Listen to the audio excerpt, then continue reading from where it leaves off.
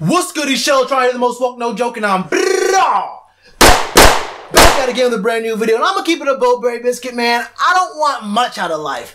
I don't want too much out of life. I just need a little bit of respect for me, and I would like to have a little bit of respect for my Carolina Panthers. And I know what you're thinking. I know what you're thinking, Shellatron. What are you doing, bro? What are you doing paying so much attention to these publications and these sports writers and these people with blogs and whatnot in their ranking systems always disrespecting the Panthers? We know they're going to disrespect the Panthers, bro. We know they don't pay attention to us, bro. Why do you even care? I know it's going to get to me, but it does. And I just think that, you know what, before I get into that, let's go straight out of PIP, man. I'm going to show you this right now. This is the NFL.com list. This isn't just some random dude with a blog. This isn't some random YouTuber. This isn't Bleacher Report or something like that, bro. This is NFL.com. This is Greg Rosenthal. The NFL defensive line rankings. You would think that the Panthers would be pretty high on this list, right? Even they respect us enough to put us high on this list. Let's just go through this list real quick. You have the Bucks at number 8 with Gerald McCoy, JPP, Vinny Curry, and Vita Vea. You have the Broncos at number 7 with Von Miller, Derek Wolfe, Bradley Chubb. You have Paco, and you have Shane Ray. I respect Shane Ray.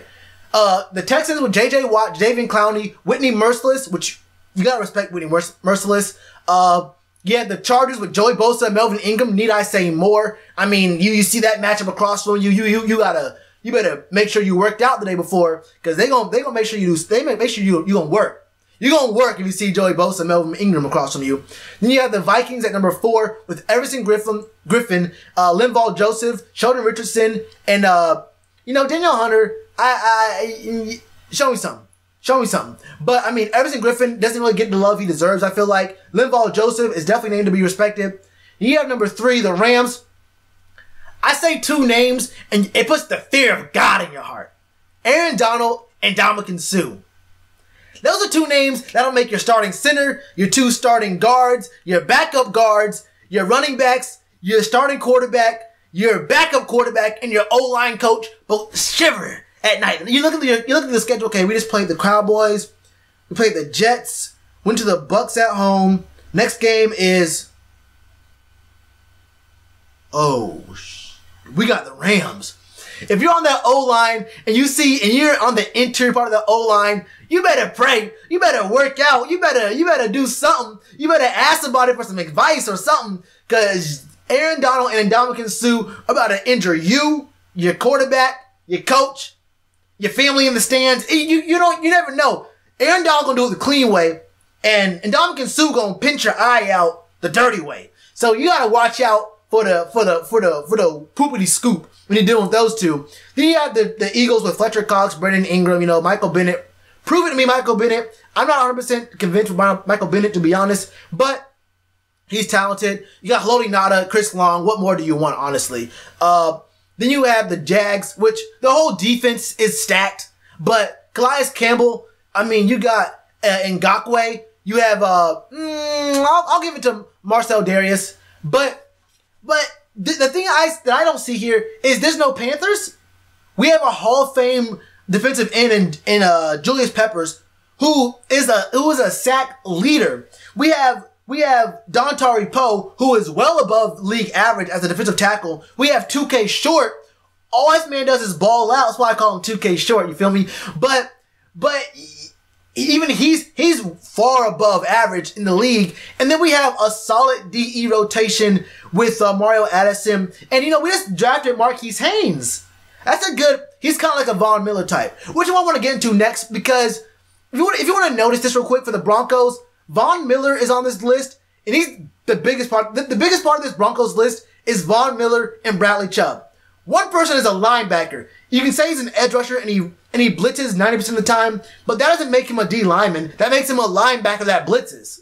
So this is a D line ranking. This isn't a pass rusher. This isn't a blitz rusher list. This is a defensive line list. It's not teams who run a 4-3 defense's fault that the Broncos run a 3-4 and they have a linebacker that always blitzes. He's not a D lineman, and he's the biggest name on this list. And then Bradley Chubb, who's a rookie.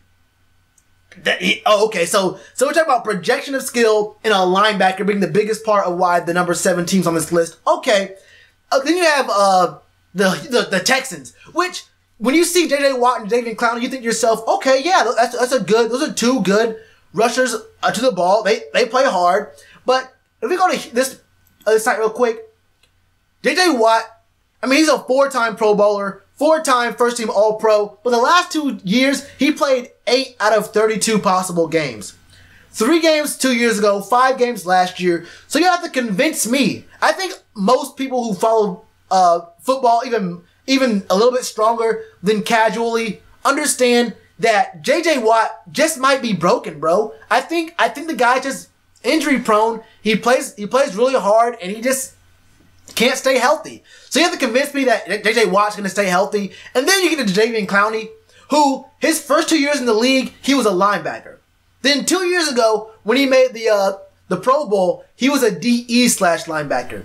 And then last year, he's listed as 4 positions, D-E-K. I don't know what a K is. Call me a casual, super casual fan who ain't woke enough or whatever, who don't know football. But I don't know what a K is if it's not talking about a kicker. So explain to me what a K is. But then he's listed as linebacker and middle linebacker. So he has 4 positions, and 3 of them aren't D-line. Let me know. I mean, 2 years he played linebacker. 1 year he played DE and linebacker. And then 1 year he has 25% of his positions was D-line. Okay, so we have the number 7 and number 6 teams with some pretty questionable reasonings behind why they're the top 8. But, and you know, these other teams, I understand. And you know what? It might be the homer in me saying, oh, why aren't we top 8, bro? But okay, maybe I might be out of my pay grade here because I'm a little bit biased. But then there's a just miss category that shows the Packers, Steelers, Raiders, and Titans. Do those teams have a better D-line than us? Let's go to this one. I mean, if you don't believe me, look at the numbers. Let's look at the numbers here. So, passing defense last year, the Panthers were number 3 in sacks all of last year, right? We're number 3 in sacks. Yards thrown against us, we were 18th in the league. I mentioned this before. I talked about some of our D-backs. But the Bucks are 32nd in the league. The Bucks are dead last behind the Giants, and they still have a better D-line than us. They added Vita Vea. And they only had 22 sacks last year. They had 22 sacks to our 50 last year, but they're better than us. They're at least 5 to 6 spots better than us. Okay. And against the rush last year, we don't even want to look at this. We were number 3 in the league. Number 3. We're the Bucks. Bucks are number 23 in the league.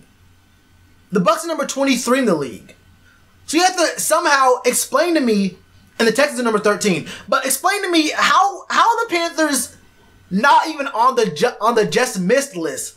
If we're not top 8, we're not better than the Packers, Steelers, Raiders, or Titans. Word? Oh, I pressed the wrong thing. So bring me back up, man. I don't understand these lists, bro. I mean, we don't get any respect.